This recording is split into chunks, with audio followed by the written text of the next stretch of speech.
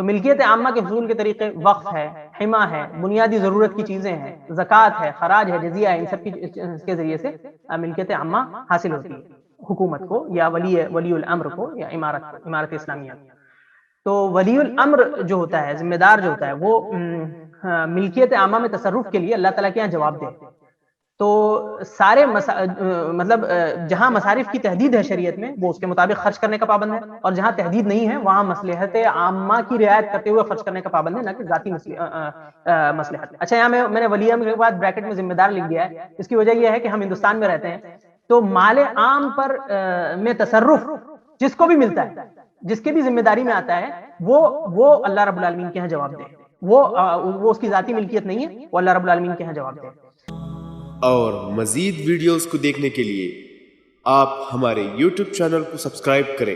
فجزاکم اللہ خیرا۔